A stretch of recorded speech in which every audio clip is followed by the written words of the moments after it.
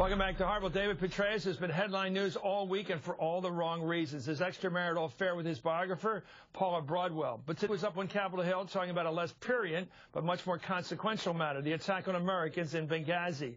Arriving through a secret entrance this morning, the former CIA director made his way to the Hill for closed meetings with the House and the Senate Intelligence Committees to testify about that September 11th attack, an event he said he always believed was an act of terrorism, according to lawmakers who were in the room. Democratic Congressman Adam Schiff of California sits on the Intelligence Committee and was in the House hearing room this morning. Congressman Schiff, this is so sensitive. Is it true or not true that the United Nations Ambassador Susan Rice was given the correct known information about what happened in Benghazi when she went on all those 5 television shows that Sunday, a few days after the attack? Was she given the accurate, up-to-date information on what had really happened and it was a terrorist attack? Yes, she was given the best assessment the intelligence community had at the time, and I asked General Petraeus on this exact point. Were the talking points that we were given their best intelligence assessment at the time? And we were given that late in the day on Saturday, late in the afternoon. And he said, yes, this was the best assessment they could do without disclosing classified information. Whoa, stop right there. Yes. He also said, according to what I've heard in the testimony today, that he always believed it was a terrorist attack. Yes, he did. He said well, that... how can that be both true? Yeah. If he gave her the honest testimony to give to the television programs that Sunday after the attack, which was a terrorist attack, then she never got told that. He knew it and didn't tell her. Well, no, you know, I think what the general was saying, that when he first briefed the Congress, he felt, and I think many of us did, you shoot mortars and RPGs at an American diplomatic post, that's an act of terror. The question really was not whether you describe it as terrorism. The question was it pre-planned? Who committed the acts, and how do we find them and bring them to justice? You know, what the intelligence community got wrong, and the general acknowledged that this was wrong, is that they thought initially that this was a protest that was either hijacked or got out of control, that certainly terrorists and extremists were involved in, but that it began with a protest. It did not begin with a protest. But the key thing in terms of the ambassador is, the ambassador was given, as we were, the best assessment at the time, as flawed as that was. Well, let's go. Look, I am a clear thinker, and I know you are, Congressman. Let's be clear here. Did he believe, from the very, very earliest dispatches he got and cables he got on this, did he believe it began as a protest? Or did he believe it was always a terrorist operation? No, he believed that it began as a protest, but he also believed that terrorists and extremists were involved, and that's, I think, consistent with what he said at the time.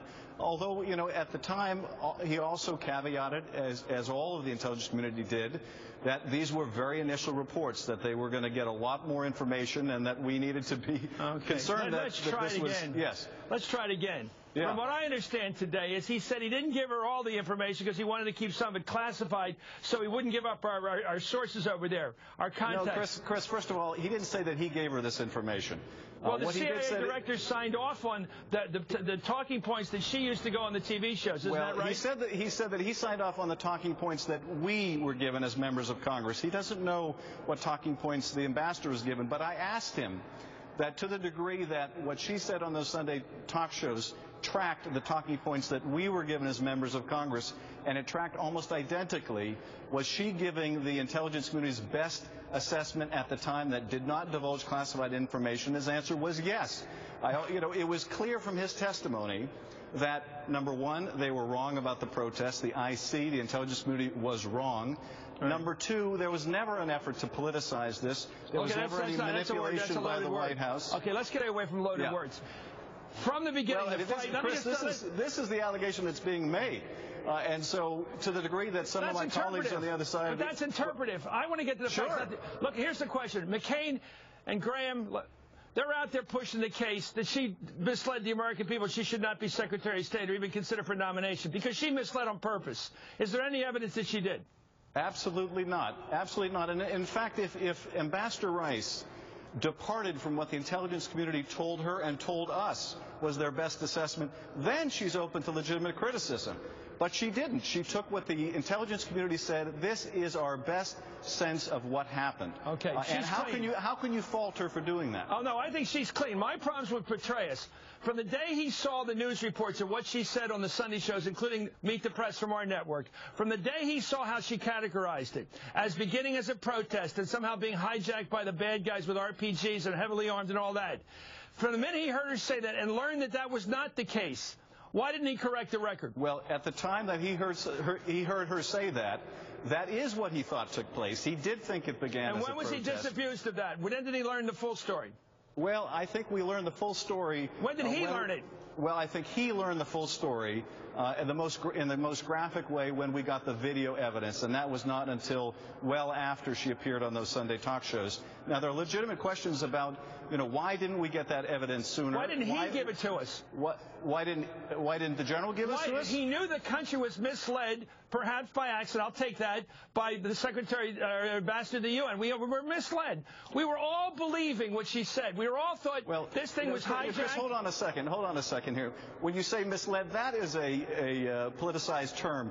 There was nothing deliberate about this. Unless you believe that the General Petraeus and the Deputy Director, now Acting Director Morell, and the D9 Director were all in on conspiracy. No. They were doing their job, and yes, they got it wrong.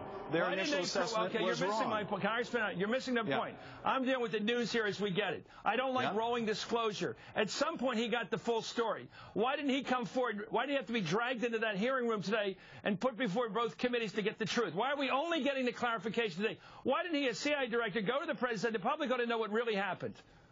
Well, why did he ever do that? The intelligence community did put forward improved assessments over time that gave us the clear picture and debunked the idea that there was a protest. And you can accuse them of being too slow to do that. And in fact, we have asked them exactly these questions: why it took so long to get to the truth and to get a more accurate picture. Of course, they need to put this forward to us, Chris, in a way that doesn't divulge their classified information.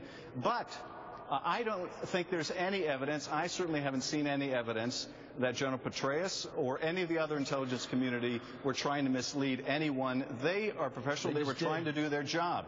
And we can fault them for getting the initial assessment wrong, but I don't think we can ascribe any kind of malice or intent to deceive. No, but when your pants are on fire, someone should tell you your pants are on fire. You shouldn't have to ask him, are my pants on fire? He is only now getting us to straight skinny. Anyway, that's my view. I'm going to try to get some more information. Congressman Adam Schiff from California, thank you for your straight story on this.